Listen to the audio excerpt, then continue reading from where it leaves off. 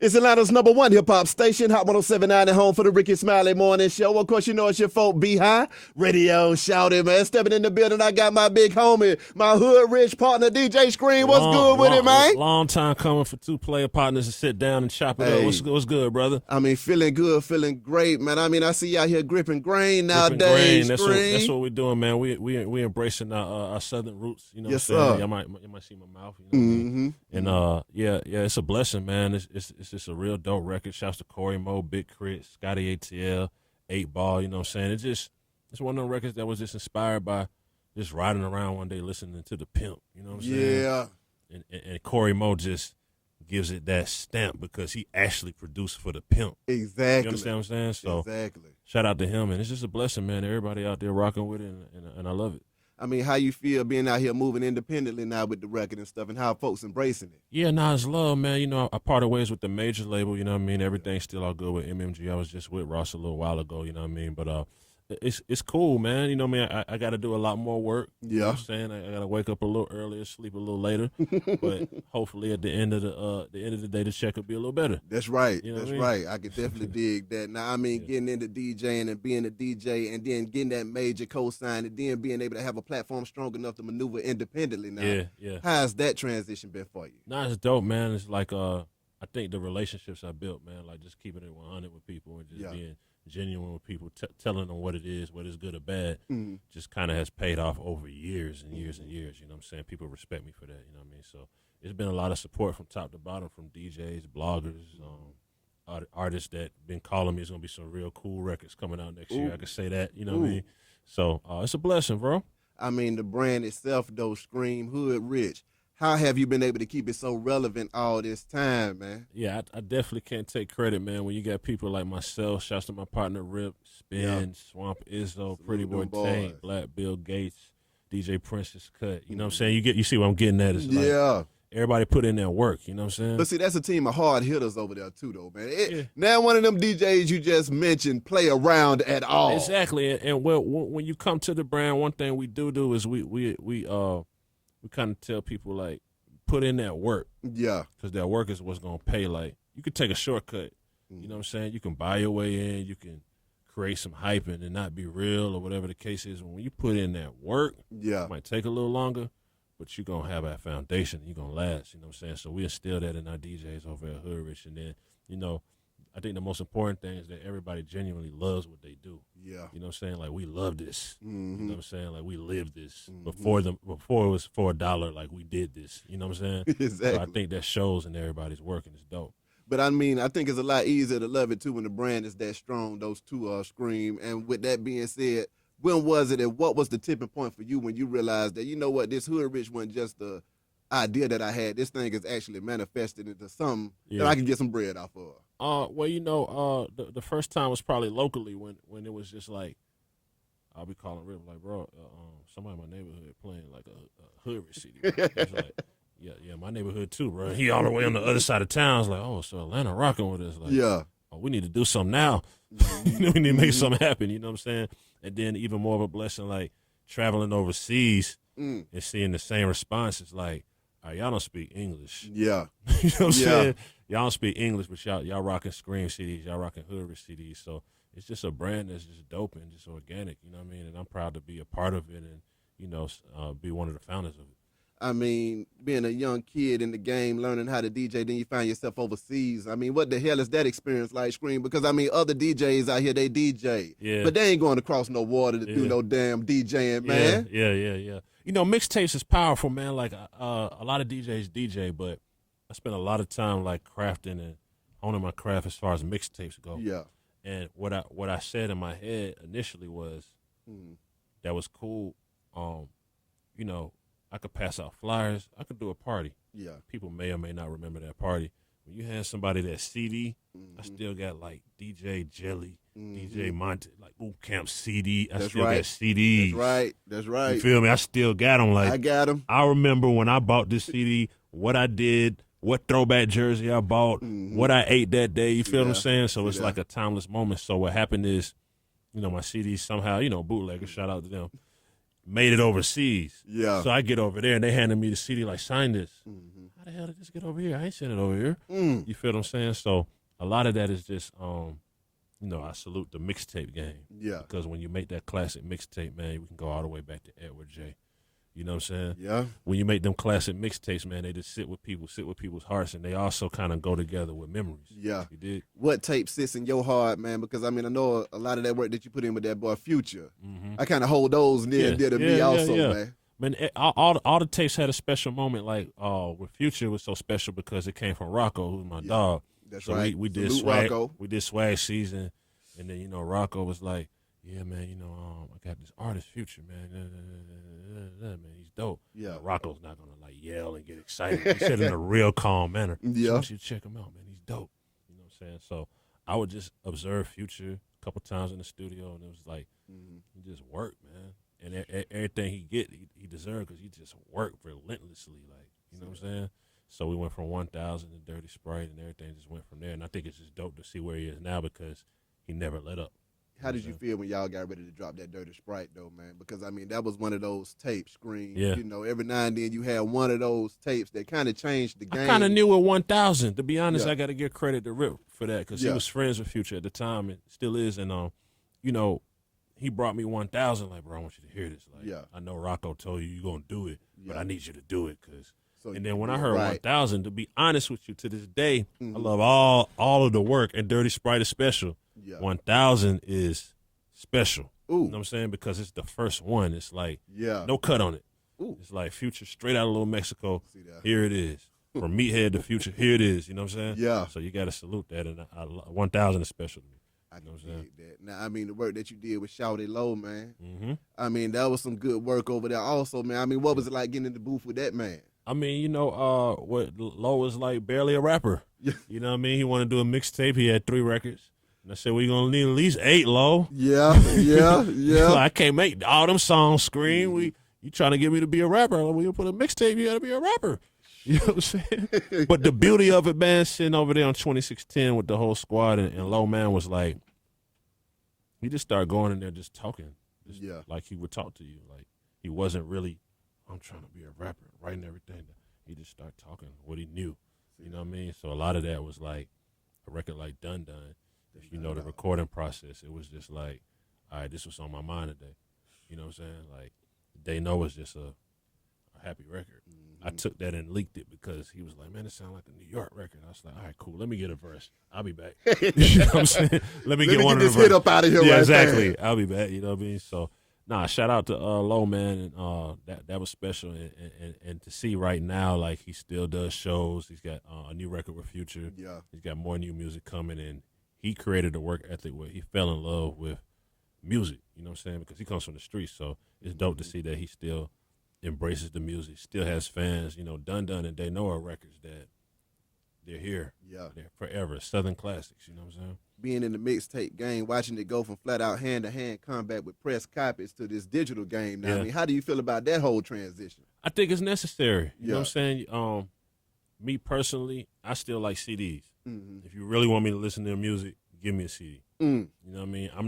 I'm finna be talking on my phone. I'm not plugging in my phone, listening to music. I need to be talking on my phone while I'm driving. You That's know what I mean? right. And I don't multitask well. So either I'm talking on my phone or I'm listening to music, you know what I'm saying? So I think it's necessary, man. That's another thing. When I went to on a European tour, at that time, everything came from like live mixtapes. They're all on live mixtapes and they're getting all your CDs, your music. And I'm going over here thinking like, all right, let me scale it back. Let me go back 6 months or a year. Yeah. They're like, no, man, that's old, man. Play what just came out last week. Like, the internet is powerful. Yeah, it is. You know what I'm saying? So I salute the digital, but let's also remember that you're going to need some type of paper trail, some CDs, some flyers, something. I just think that's necessary. You know what I'm saying? So now with that being said, though, also Scream, I mean, as the brand continued to grow, I mean, you look at me, you get a major contract, man. I mean, what was that feeling like? And how did you feel being able to take it from just a street level thing into the corporate buildings, man? Nah, it was dope, man. It's something that I'm gonna be honest, I already envisioned it. Like, I was like, I'm gonna get a record deal. At this point, at this rate, I'm gonna get a record deal. I just didn't know it was gonna go down like that. Like it was kind of like, Ross moves expeditiously. So it was like phone call Monday, fly to his house Tuesday morning, deal next week. Yeah. It's not like, you know, it's like, all right, this is what we're gonna do. This is how we're gonna do it. Everything was calculated. Like Ross is very calculated. So I'm like, man, it's so immaculate. Yeah. It's working for Meek and what. Like, I can't really say. You know what I'm Yeah. saying? Like, and I'm a fan of what's going on. So it was dope, man. And I salute Atlantic Records. Like we put out some good records. You know what I'm saying?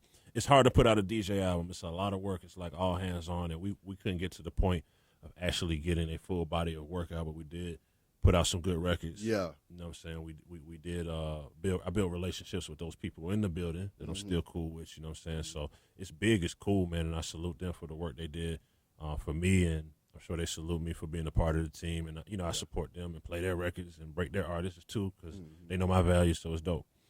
How have you been able to implement that stuff that you learned over there into what you got going on now?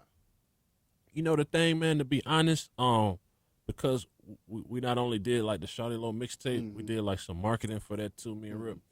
I kind of already knew how it operated. So when I went in there, it's kind of like, okay, I know how it operates. It's a little different now because stuff is a little more digital.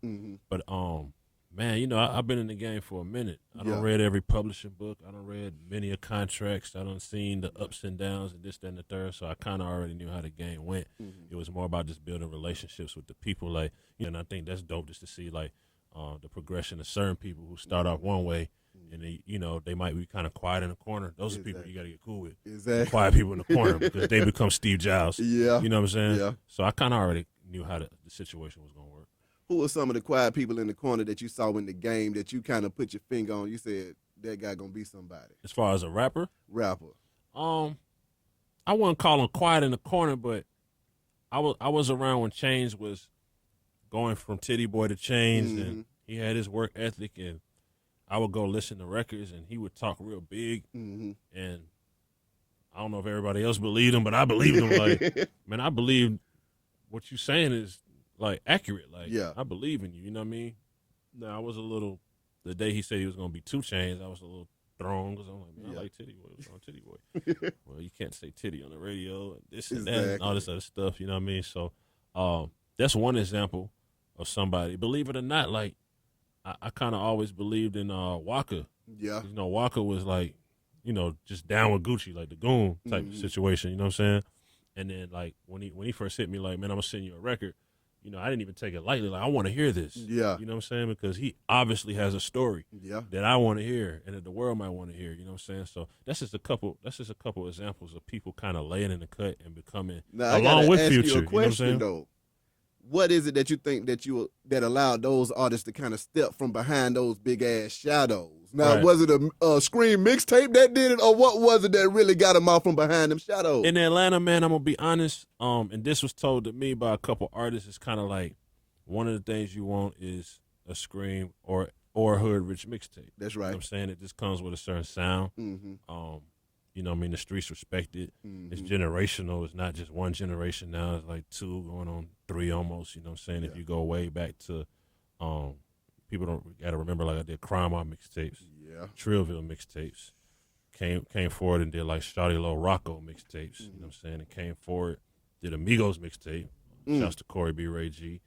Rich Forever. You know what I'm saying? Like, all of these projects, Juicy J, which was a different world. Like, I believed in him from top to bottom because I was just a Juicy J fan. So it was like, when it's like Juicy J coming back, everybody like, you talking about Juicy J from 3 6 Mafia? I'm like, he really that guy right now. Y'all need to peep for him. You know what I'm saying? So it's just something that, you know, artists get excited about. And I get just as excited working with new artists. Like, it was exciting working on the Migos. Like, they were excited. Like, okay, we got Scream on our tape. But for me, it's like, man, this the new young dudes. You know what I'm saying? So it's just as exciting for me, and I'm always like looking out. You know what I'm saying? Who were some of the artists that you were excited about that you knew were gonna blow up too, besides the ones that kind of stepped out from the shadows? What do you mean, like a Soulja Boy? Did you feel like that Soulja Boy was gonna go national and take the world by storm? Colin Park could tell you the Soulja Boy story, man. I was DJing at Club Q, over in Cobb County. Yeah, and you know, when I first heard the record, you know, I would be on MySpace and everything, and I just kind of sat back like, this is different. But you know what? I like it. Yeah. You know what I mean? The people around me like, what's up with you, dog? You like you in the kiddie music now, Scream? Like, hey, I'm into good music, man. And this man is making hits. Yeah. You know what I'm saying? He's making hits for the youth, and I respect his business ability. So, yeah, when we did that tape, like, I just hit College Park. Like, yo, I want the tape, bro. Man, Screen, we ain't finna pay. You ain't pay me nothing. I want the tape. Like, the Soulja Boy is riding. Yeah. You know what I mean? And we just built a relationship from there. From that time until now, I mean, what do you think has sustained your longevity in the game, man? Because a lot of DJs didn't make it past 2 or 3 years. You know, because coming from the bottom, Screen, there's not a lot of money at the bottom, okay? And money is a lot of our motivation. Yeah, it can't be the only motivation. Yeah. Man. You know what I'm saying? Like, I ain't achieved my dreams, man. I want to be able to change some of the communities in Atlanta. Yeah. You know what I'm saying? I want to be able to inspire more DJs. Like, it was so, I know Spin since he was before teenager. You know what I'm saying? And when I see his progression and what he did, and he did it, I don't take credit for it. He did it. It just makes me happy just to be a part of it. Yeah. You know what I'm saying? And just to say, hey, bro, don't do this. Then you can do it quicker because I made this mistake, because I did make mistakes. But now, you ain't going to say don't do this in this room. You got to say don't do what? Well, I'm saying, like, you know, like, okay, if you're a DJ, right? Say in the market of Atlanta, and this might not apply especially just to him, but we were kind of talking about this off air, like, it's you know, no, as a DJ, people don't kind of understand that. Let me put it this way. People don't know DJs got bills. Right? So then you get into situations with promoters and this, then the third, this, then the third, this, then the third. But what you got to realize is, all right, do you want to get $1,000 for a party with 100 people there? Or do you want to take half of that and DJ for 2,000 people? You know what I'm saying? So it's like you got to kind of know the promotional value of stuff. You got to know when to say, all right, I need to. There's gonna be a lot of people here. Yeah. I need to make my way in here and show my behind. Yeah. And then somebody gonna call me and give me some money once I show. One of them 2,000 people gonna call me for a wedding, family, something. You know what I'm saying? And pay me. You know what I'm saying? So that's just another thing I instill, like, in Hoodrich, like knowing when you need to go, be where, and do what, and just show your talent. You understand what I'm saying? I mean, how important is it for you to mentor the up-and-coming DJs inside the Hoodrich brand, though, too, and not just have them in there and not really be showing them nothing? Be honest with you, man. If you call, like, any DJ, it ain't even about just the Hoodrich brand. Yeah. Like, if you DJ, if you Academy, you Coalition, these are labels. Yeah. You know what I'm saying? At the end of the day, we play for teams. Yeah. You know what I mean? But we all know that some of the people that play for teams in sports are friends with people on other teams. Everywhere. It is what it is. You know what I'm saying? We got to preserve the DJ culture. So I need all of them to be dope. You know what I mean? Like, for real, because it helps the whole thing stand up. We already up against Apple Music. Yeah. You know what I'm saying? So it's like we got to, I empower DJs. I'm fans of just dope DJs and young DJs doing their thing. How do you feel having to battle those giants like Apple Music? I mean, coming into the game and, I mean, just making a big-ass splash with it.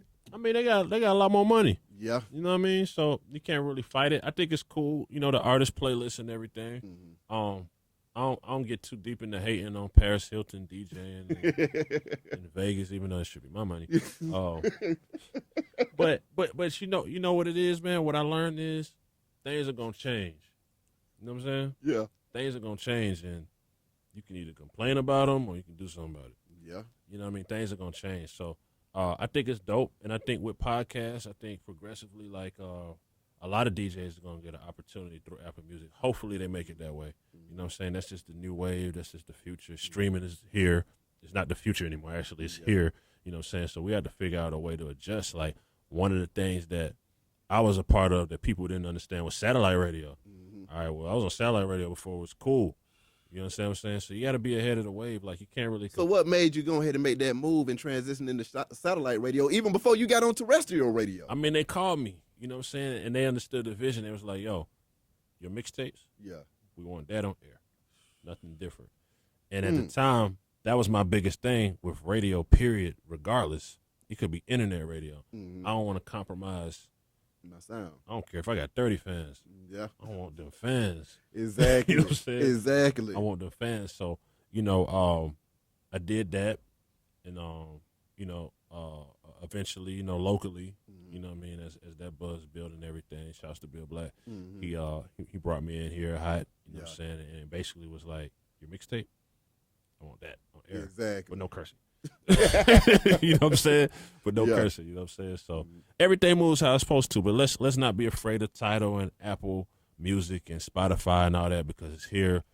We can't defeat it. Let's figure out how to join it and make it bigger for everybody. Exactly. And you get a lot of street music on Tidal too, man. Ooh. I think there's a lot of music on there that ain't supposed to be on there. Are you You serious? get a lot of street music on Tidal, man. You might get that Future Dirty Sprite or 1000 on Tidal. Like, it's a lot of mixtape music on Tidal.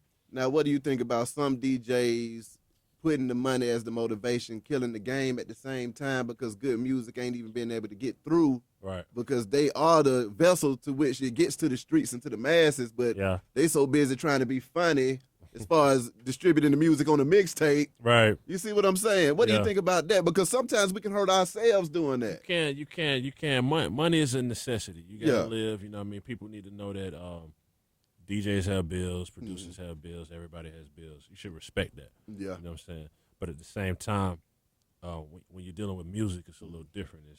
It's not just black and white business. It's creativity. Exactly. You know what I'm saying? So if you if you compromise the creativity for some money, then you're just not gonna be making money that long. Yeah. It's that simple. Like I can't even really think of another way to, you know what I mean, elaborate on it. Like it is what it is. Like Exactly. you like money. I talk to people all the time, and it's like money, 9 to 5, money. We get it. Trust me. If I've had $3 in my pocket before. Yeah. I have too. You know what I'm saying? Mm-hmm. But it's like, what you gonna stand for? You feel what I'm saying? What you gonna be remembered for if you ain't here tomorrow? Ooh. You feel what I'm saying? Ooh. So it's like the money gonna come. See, and the other thing I always say is, man, people make money. Yeah. People mismanage their money. Everybody make a little money. You know what I mean? People, I ain't got no money. Yeah. What happened to money you did have? Yeah. I had bought some J's. And some change. See there? And I went to Magic City. Mm-hmm. I only live once. You know what I mean? Like, you don't mismanage your money, man. When I had that $3, Yeah. I remember putting my little money on the kitchen table. Like, man, I got to flip this legally. I got to Yeah. flip this. Like, this got to turn into something. You know what I'm saying? Yeah. Use that as motivation. Remember those days. You know what I'm saying? Because those are actually some of the. Nobody's saying they want to go back to being broke, but those are some of the days where you remember how you built your character and everything. Building that character, though, man, what kept you focused during those times? Because I think that's one of the biggest hurdles that people out here in the streets that want to achieve greatness face. Yeah. They get into the game and they realize this ain't going to be easy. No. They realize it's going to be a long way. And see, personally, I tell folks, you got two ways. Mm-hmm. Either you can stand up and do it yourself, but you're going to have to work hard as hell, Mm-hmm. or you're going to have to get your politician on. Yeah. And I said, whichever one, but I said, don't think that just because you're a politician, it's going to be easy. Yeah. You're going to go with some mental strain on that side, too. Mm-hmm. I think it's the moment when you put in your head, you know what, I ain't finna lose. Yeah. That's it. And that came to me like, you know what, I done been through so much, it can't get too much worse. Mm-hmm. I ain't finna lose. Oh, y'all gonna have to go through hell getting me to be a loser. You know what I'm saying? Like, you just kind of come to that moment where it's like, you know, ain't nobody gonna go hard. Weigh it out, man. The money gonna come from somewhere. Just be versatile. You know what I'm saying? I knew at a certain point as a hip hop DJ, I could be one of the top 10 in the nation. I look on Forbes, I don't see no hip hop DJs. It ain't gonna come from that. I gotta get into production. Yeah. I gotta open me a business. Yeah. I gotta diversify this because it's no hip hop DJs on Forbes top 20. Yeah. And it stops at 3 million or 4 million. You know what I mean? Yeah. We talking about we ain't see DJ Khaled on it. Yeah.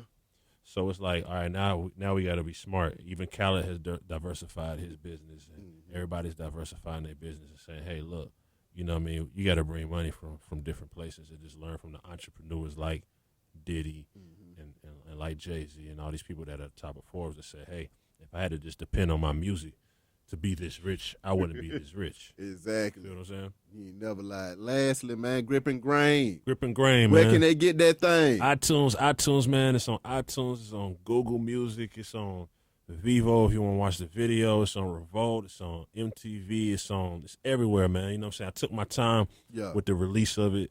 Made sure the video was ready when the song came out so I could hit the fans with whatever they wanted to see. Yeah. You know what I'm saying? And we wanted to make sure we wrote it out right so that everybody could just enjoy it. You know what I'm saying? And shouts out to whoever leaked it Friday, too, because it came out a little early. Oh, that's cold, man. I mean, them leakers is always somewhere ready to get It came the out a little record. early, but I ain't really mad at you, dog. Everything happened how it's supposed to happen. But shout out to whoever leaked it. I can definitely dig it. How can folks get in contact with you? Oh, I'll be on the Twitter, man, DJ Scream TV, you know what I'm saying? Just hit me up, or, if you're in the A-Town, you see me around, you know how I go. I can definitely dig it, man. Yep. Scream.